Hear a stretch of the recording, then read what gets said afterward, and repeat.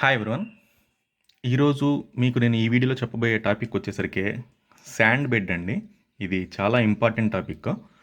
ఒకసారి కొంచెం క్లియర్గా అర్థం చేసుకొని వినండి. మామూలుగా మనకు శాండ్ బెడ్ మనం ఎక్వేరియంలో చూసే శాండ్ బెడ్స్ అన్నీ కూడా 1 ఇంచ్ నుంచి 2 ఇంచ్ లేదా మ్యాక్సిమం 3 ఇంచ్ ఉంటాయండి. ఓకే, 1 ఇంచ్, 2 ఇంచ్, 3 ఇంచ్ లోపే ఉంటాయి. ఇలా కాకుండా ఇంకొక టైప్ ఆఫ్ శాండ్ బెడ్ ఉంది. దాన్నే మనం డీప్ శాండ్ బెడ్ అంటాం. డీప్ శాండ్ బెడ్ అంటే 3 ఇంచ్ నుంచి 5 ఇంచ్, 8 ఇంచ్, 8 ఇంచ్ ప్లస్ ఇంకా ఇంకెంతైనా ఉండొచ్చు. 3 ఇంచ్ నుంచి 8 ఇంచ్ మధ్యలో జనరల్గా మన వాళ్ళు వాడతారు. దాన్ని మనం డీప్ శాండ్ బెడ్ అంటాం. Deep sand bed. ఓకే, ఈ శాండ్ బెడ్ వల్ల మనకు ఎక్వేరియంలో ఉపయోగం ఏంటంటే ఇది సర్ఫేస్ ఏరియా ఎక్కువ ఇస్తుంది. అంటే మనకు బెనిఫిషియల్ బ్యాక్టీరియా ఉంటుంది కదా, ఆ బెనిఫిషియల్ బ్యాక్టీరియా ఎక్కువగా ఎక్కడ బతుకుతుంది, దానికి ఎక్కడైనా సరే ఒక చోటు, ఒక ప్లేస్ కావాలి. అది ఎక్కువ సర్ఫేస్ అంటే రాళ్ళ పైన, ఈ ఎక్వేరియం గ్లాస్ పైన, ఇలాంటి చోట మనకు ఫిల్టర్ పైన, హీటర్ పైన కూడా బతుకుతుందండి. ఎక్కువగా బతికేది మాత్రం ఈ శాండ్ బెడ్లు. ఎందుకంటే శాండ్ బెడ్లో దానికి చాలా చోటు దొరుకుతుంది. చిన్న చిన్న స్పేసెస్ ఉంటాయి మధ్యలో లోపల వెళ్ళడానికి. దాని చుట్టూ బ్రతకడానికి చాలా స్పేస్ దొరుకుతుంది. టన్స్ ఇంకా చెప్పాలంటే అసలు కొన్ని వేల కిలోమీటర్ల ఏరియా దీనికి దొరుకుతుంది బతకడానికి. ఓకే, ఈ బెనిఫిషియల్ బ్యాక్టీరియా మనకు ఎక్వేరియంలో చేసే పని ఏంటి?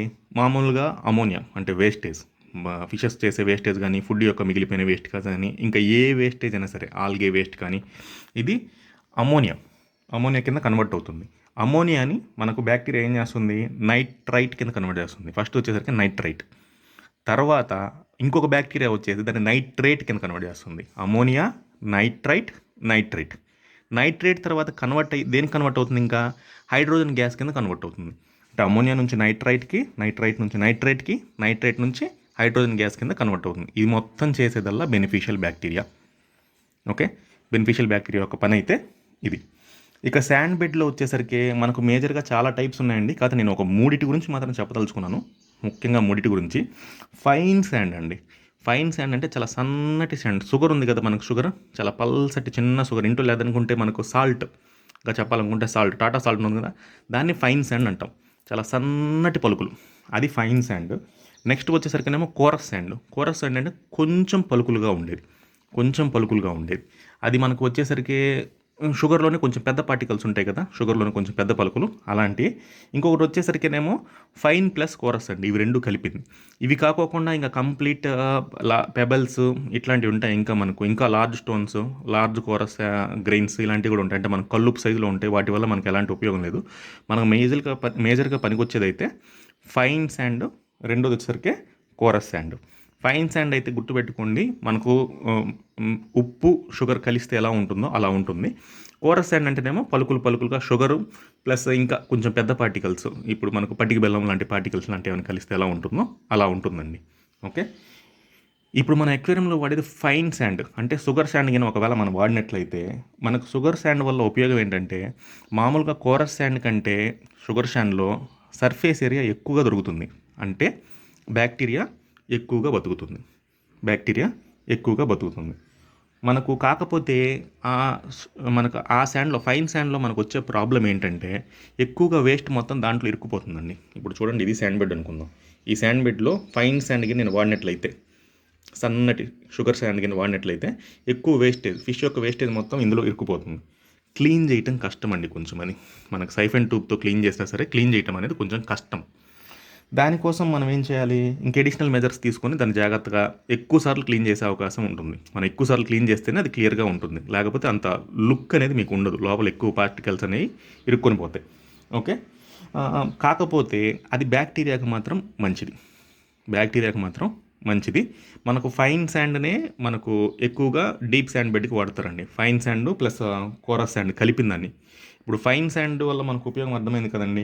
బ్యాక్టీరియా అందులో ఎక్కువగా బతుకుతుంది, కాకపోతే వేస్టేజ్ ఎక్కువగా నిలబడిపోతుంది. క్లీన్ చేయడం కొంచెం కష్టంగా ఉంటుంది, మెయింటెనెన్స్ అనేది కొంచెం కష్టం. కాకపోతే మనకు శాండ్ బెడ్ ఒకవేళ హైట్, ఇది కొంచెం చూడండి, ఇంత హైట్ ఉందనుకోండి. ఓకే, ఇది వచ్చేసరికి ఒక 2 ఇంచ్ అండి. ఒక 8 ఇంచ్ ఉందనుకోండి. 8 ఇంచ్లో ఉన్నప్పుడు ఏమవుతుందంటే ఫైన్ శాండ్లో పైన వచ్చేసరికి మనకు ఆక్సిజన్ కొంచెం ఉంటుంది, కిందకు వచ్చేసరికి అస్సలు ఆక్సిజన్ నిలబడదండి. అసలు ఆక్సిజన్ అనేది ఇంకా చాలా తక్కువ శాతం ఉంటుంది, తక్కువ శాతం ఉంటుంది. ఇది గుర్తుపెట్టుకోండి. పైన ఆక్సిజన్ కొంచెమే ఉంటుంది, కిందకు వచ్చేసరికి బాగా తక్కువ శాతం ఉంటుంది. ఇక కోరస్ శాండ్ వచ్చేసరికి మనకు ఫైన్ శాండ్తో పోలిస్తే బ్యాక్టీరియా అందులో తక్కువగా బతుకుతుంది, తక్కువగా బతుకుతుంది. ఎందుకంటే సర్ఫేస్ ఏరియా అంత ఉండదు. సర్ఫేస్ ఏరియా అనేది అంత ఉండదు. బ్యాక్టీరియా బతకడానికి చోటు అనేది అంత ఎక్కువగా దాంట్లో ఉండదు. ఓకే. ఇక వేస్టేజ్ కూడా అందులో తక్కువగానే ఇరుక్కుపోతుంది. క్లీన్ చేయటం ఈజీ. క్లీన్ చేయటం అనేది ఈజీ. ఇకపోతే ఫైన్ ప్లస్ కోరస్ చెప్పాను కదండి. Sugar sand plus coarse sand అంటే ఇదండి. ఈ శాండ్ నేను వాడుతుంది. కింద చూడండి సన్నటి పార్టికల్స్ ఉంటాయి, చూపిస్తాను. కింద చాలా సన్నటి పార్టికల్స్ ఇలా ఉంటాయి. పైకి వచ్చేసరికి కొంచెం పలుగులుగా ఉంటుంది, మిక్స్ అవుతూ ఉంటుంది. ఎప్పుడు నా క్రాబ్స్ అనేవి మిక్స్ చేస్తూ ఉంటాయి. ఇది ఫైన్ ప్లస్ కోరస్, ఇది బెస్ట్ అండి. ఇది అన్నిటికీ మోడరేట్గా పనిచేస్తూ ఉంటుంది. ఓకే. బ్యాక్టీరియా బాగానే బతుకుతుంది, క్లీన్ చేయడం కూడా కొంచెం తేలిగ్గా ఉంటుంది. అందుకనే మెరైన్ ఎక్వేరియంలో ఎక్కువగా ఈ షుగర్ శాండ్ కోరస్ శాండ్ కంటే కూడా ఈ రెండు కలిపి వాడతారండి, కలిపి వాడతారు. ఓకే. ఇకపోతే ఇంతవరకు మీకు చెప్పిందల్లా నార్మల్ శాండ్ బెడ్ అండి. డీప్ శాండ్ బెడ్ అంటే ఏంటి, మనకు ఫైన్ ప్లస్ కోరస్ రెండు కలిపింది. ఇది బెస్ట్ బయలాజికల్ ఫిల్టర్ అండి, బెస్ట్ బయలాజికల్ ఫిల్టర్. ఇది ఎందుకు అంటే మనకు బ్యాక్టీరియాలో 2 టైప్స్ ఉంటాయండి. ఇప్పుడు నైట్రోజన్ సైకిల్లో బ్యాక్టీరియాలో 2 రకాలు ఉంటుంది. ఒకటి వచ్చేసరికినేమో ఏరోబిక్ బ్యాక్టీరియా అంటే ఏంటి అంటే, ఓకే,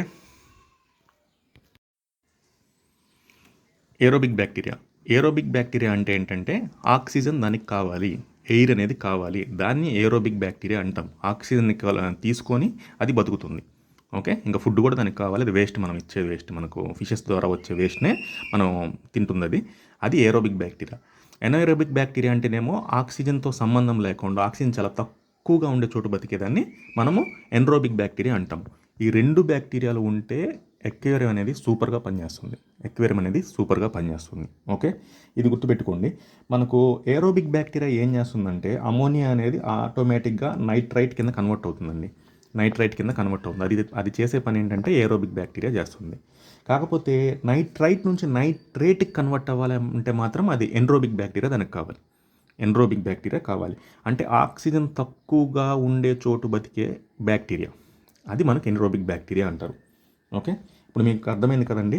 ఇప్పుడు నేను నా ఫ్రెష్ వాటర్ ఎక్వేరియం దగ్గరికి వెళ్ళి మీకు అసలు అవి ఎక్కడ బతుకుతుంది అని నేను క్లియర్గా చూపిస్తాను. ఈ వీడియోలోనే పాస్ చేస్తున్నానండి, తీసుకొని వెళ్ళి చూపిస్తాను అండి. ఇదిగోండి, నేను నా ఫ్రెష్ వాటర్ ఎక్వేరియం దగ్గరికి వచ్చాను. ఓకే. లైట్ ఏం వేయలేదండి ఎక్వేరియంలో, ఒకసారి క్లియర్గా చూడండి. ఇప్పుడు నేను చెప్పింది ఏంటంటే aerobic bacteria, anaerobic bacteria. Okay. Aerobic bacteria వచ్చేసరికి అమ్మోనియా నుంచి నైట్రైట్ కింద కన్వర్ట్ చేస్తుంది. ఎనిరోబిక్ బ్యాక్టీరియా వచ్చేసరికి నైట్రైట్ నుంచి నైట్రేట్ నుంచి నైట్రోజన్ గ్యాస్ కింద కన్వర్ట్ చేస్తుంది. అంటే ఈ బ్యాక్టీరియా ఎప్పుడు కరెక్ట్గా ఇక్కడే బతుకుతుందని చెప్పలేము, కానీ ఎగ్జాక్ట్గా ఎక్కడ బతుకుతుందని చెప్పగలం. అంటే చెప్తాను చూడండి. ఇది శాండ్ బెడ్, ఇప్పుడు ప్రజెంట్ ఇది నాది డీప్ శాండ్ బెడ్ లెక్కండి ఇప్పుడు. ఓకే. ఇది చూడండి, ఇది వచ్చేసరికి సుమారుగా మనకు ఒక 8 ఇంచెస్ ఉందండి. ఈ శాండ్ బెడ్ అనేది 8 ఇంచెస్ ఉంది. ఓకే. ఇక్కడ వచ్చేసరికి ఏరోబిక్ బ్యాక్టీరియా బతుకుతుందండి. ఏరోబిక్ బ్యాక్టీరియా అంటే అమోనియా నుంచి నైట్రైట్ కింద కన్వర్ట్ చేసే బ్యాక్టీరియా ఇక్కడ బతుకుతుంది. ఓకే. ఇది ఎన్రోబిక్ బ్యాక్టీరియా ప్లేస్ అండి. ఇది మొత్తం అదే ఎన్రోబిక్ బ్యాక్టీరియా. నైట్రైట్ నుంచి నైట్రేట్ నుంచి నైట్రోజన్ గ్యాస్ కింద కన్వర్ట్ చేసే బ్యాక్టీరియా ఇక్కడ బతుకుతుంది. ఓకే. ఈ రెండింటి మధ్య లేయర్ ఉంది కదా, ఈ లేయర్ మధ్యలో 2 బతుకుతాయి. అంటే ఇది మిక్సింగ్, 2 బతుకుతాయి. ఓకే. ఇది నేను వాడింది షుగర్ శాండ్ అండి, కంప్లీట్ షుగర్ శాండ్, సన్నటి శాండ్. ఓకే. ఫ్రెష్ వాటర్ ఎక్వేరియంలో. ఇప్పుడు మీకు అర్థమైంది కదా ఏరోబిక్ బ్యాక్టీరియా ఎక్కడ బతుకుతుంది అంటే 1 ఇంచ్ నుంచి 3 ఇంచ్ శాండ్ బెడ్లో బతుకుతుంది. ఎన్రోబిక్ బ్యాక్టీరియా వచ్చేసరికి 3 ఇంచ్ నుంచి 8 ఇంచ్ ఇంకంతకంటే హైట్ ఎక్కువ ఉన్న శాండ్ బెడ్లో బతుకుతుంది. ఓకే. ఈ డీప్ శాండ్ బెడ్ వల్ల డ్రాబ్యాక్స్ ఏంటంటే ఎక్వేరియంలో స్పేస్ అయితే ఎక్కువ ఆక్యుపై చేస్తుందండి, అందులో ఎలాంటి డౌట్ లేదు. ఎక్వేరియంలో స్పేస్ చాలా దానికి పోతుంది. ఓకే. ఇకపోతే దాన్ని క్లీన్ చేయటం అనేది కష్టమే, డౌట్ లేదు, ఎక్కువ మెయింటైన్ చేసుకోవాలి.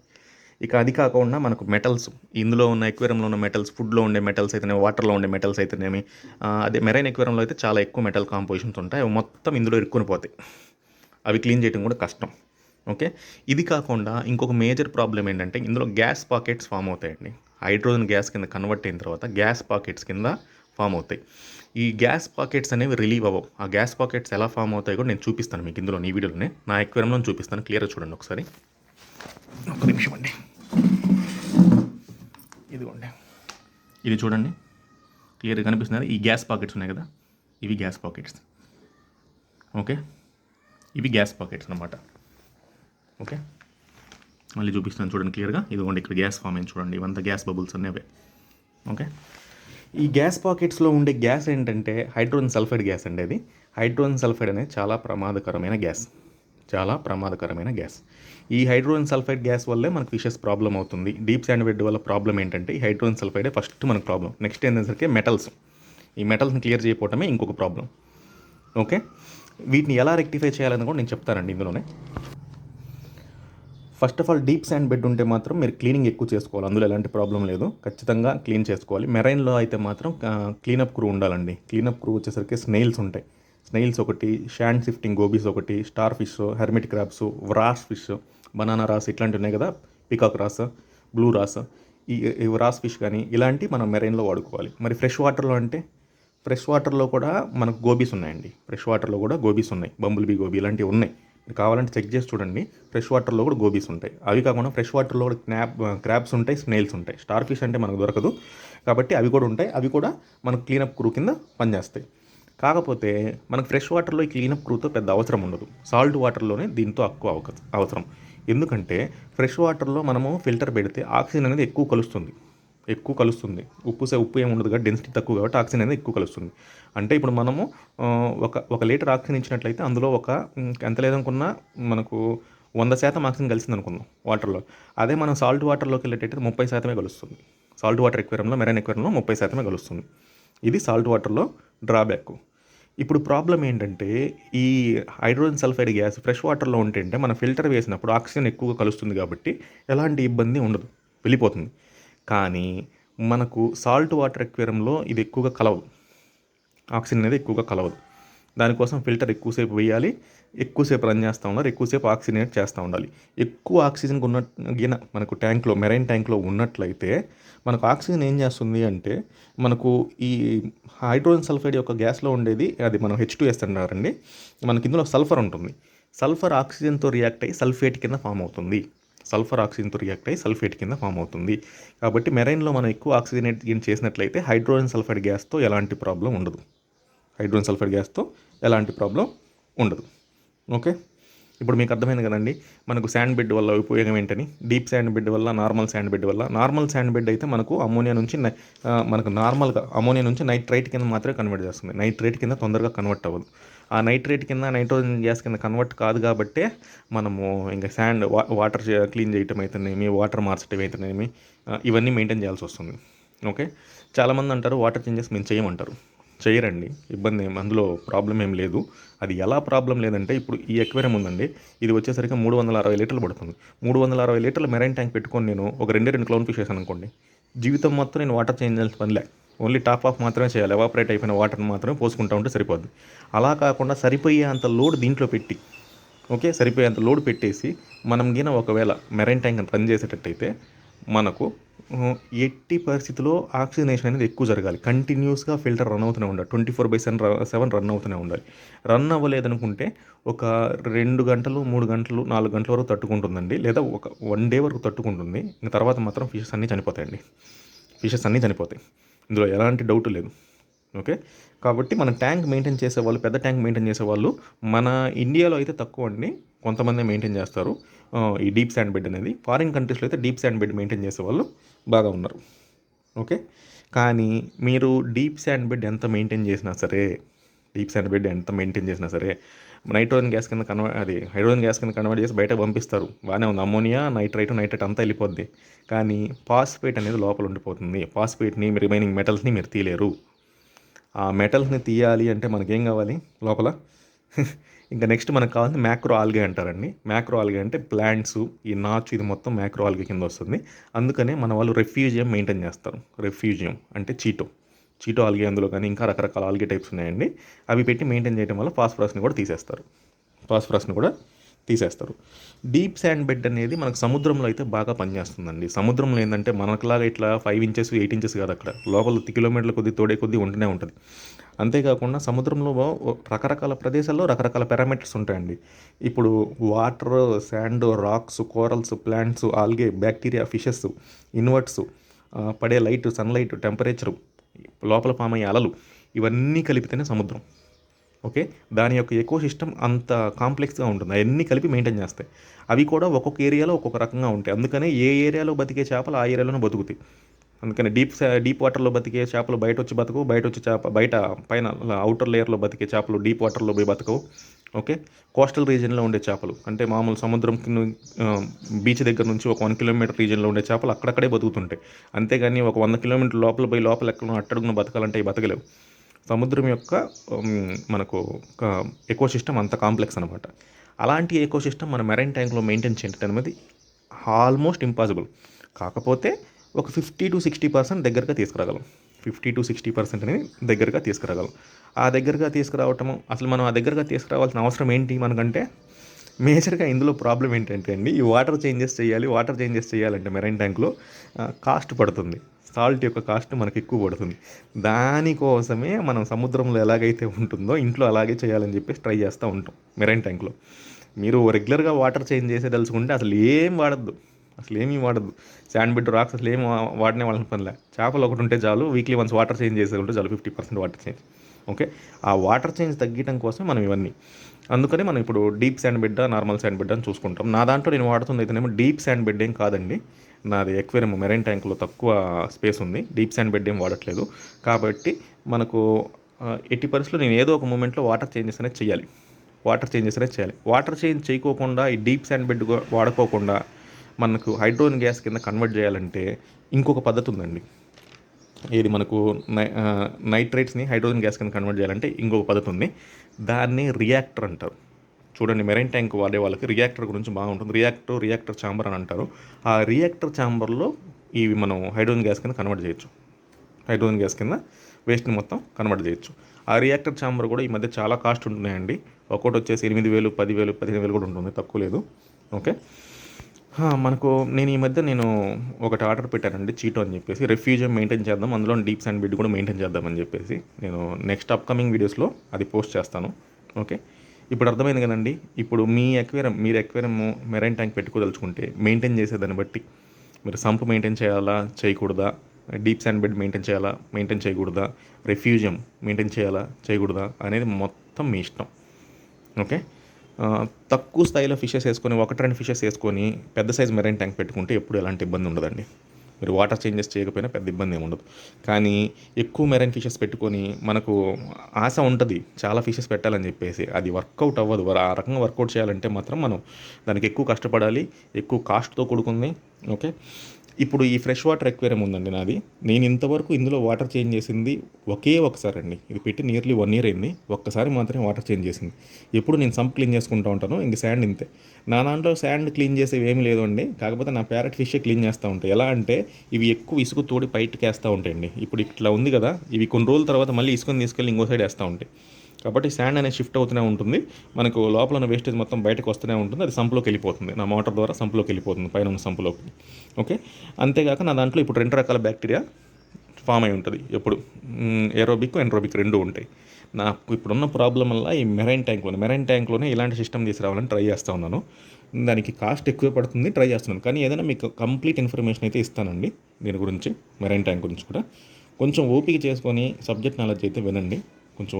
సబ్జెక్ట్ నాలెడ్జ్ అయితే కంప్లీట్ మీకు ఒక ఐడియా ఉంటే భవిష్యత్తులో ఎప్పుడోకప్పుడు ఫ్రెష్ వాటర్ ఎక్వేరియం పెట్టుకున్న వాళ్ళు మెరైన్ ట్యాంక్ మూవ్ అవుతారండి. చాలామందికి అక్కువ ఉండదు. ఒక్క కాస్ట్ ఒకటే. వన్స్ మనీ మనకు సెట్ అయిన తర్వాత మనం ఖచ్చితంగా మెరైన్ ట్యాంక్ కలిసి చూస్తాం టైం ఉంటే.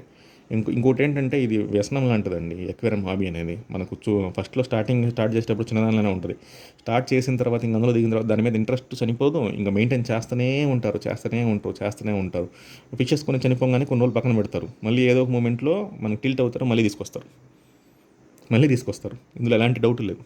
ఓకే, సరేనండి. Deep sand bed, normal sand bed యొక్క యూజెస్ ఎలా ఉంటాయి, ఏ శాండ్ వాడాలి, ఎలాంటి శాండ్ వాడాలి నేను మీకు మొత్తం చెప్పాను. ఓకే, ఎవరైనా మెయింటైన్ చేయదలుచుకుంటే మెయింటైన్ చేయండి. లేదనుకుంటే దానికి సపరేట్ రెఫ్యూజియం ఒకటి మెయింటైన్ చేయొచ్చు. ఈ డీప్ శాండ్ బెడ్ కూడా అందులోనే మనం మెయింటైన్ చేయొచ్చు. చిన్న బాక్స్లో అంటే సరిపోతుంది దానికి. అవి నేను అప్కమింగ్ వీడియోస్లో దాన్ని రెఫ్యూజియం తయారు చేసినప్పుడు చూపిస్తానండి. ఓకే, చీటో కూడా తెప్పిస్తున్నానండి, చీటో మార్ఫ్ అనేది. అది ఏంటి అనేది మీకు చెప్తాను నేను తర్వాత. ఓకే, లైక్ చేయండి, షేర్ చేయండి, సబ్స్క్రైబ్ చేయండి. ఓకే, ఎక్కువ మందికి వీడియోస్ కొంచెం షేర్ చేయండి. ఎవరైనా కొంచెం రీసెంట్గా ఈ మెరైన్ ఫిష్ ట్యాంక్ స్టార్ట్ చేద్దాం అనుకున్న వాళ్ళు, లేకపోతే ఫ్రెష్ వాటర్ దాంట్లో మనకు డౌట్స్ ఏమైనా ఉన్నవాళ్ళు, ఇలాంటి వాళ్ళు ఏమైనా ఉంటే మాత్రము మనకు క్లియర్గా ఇందులో ఇన్ఫర్మేషన్ అంతా ఉంది నా ఛానల్లో, వాళ్ళకి షేర్ చేయండి. ఓకే, మీరు ఇంట్లో ఎక్వేరియం ఎలా తయారు చేసుకోవాలని కూడా నేను సింపుల్ పద్ధతిలో నెక్స్ట్ అప్కమింగ్ వీడియోస్లో పోస్ట్ చేయబోతున్నానండి. గ్లాస్ ఫిట్టింగ్ ఎలా చేయాలి ఏంటనేది ఈ మధ్య మన చాలా ఛానల్స్లో చూస్తున్నాను, అంత క్లియర్గా ఉండట్లేదు ఇన్స్ట్రక్షన్స్. అందుకని నేను మీకు క్లియర్గా వాటి గురించి కూడా ఇస్తాను. ఓకే, లైక్ చేయండి, షేర్ చేయండి, సబ్స్క్రైబ్ చేయండి. ఓకే, థ్యాంక్ యూ అండి. నెక్స్ట్ వీడియోలో కలుద్దాం. బాయ్.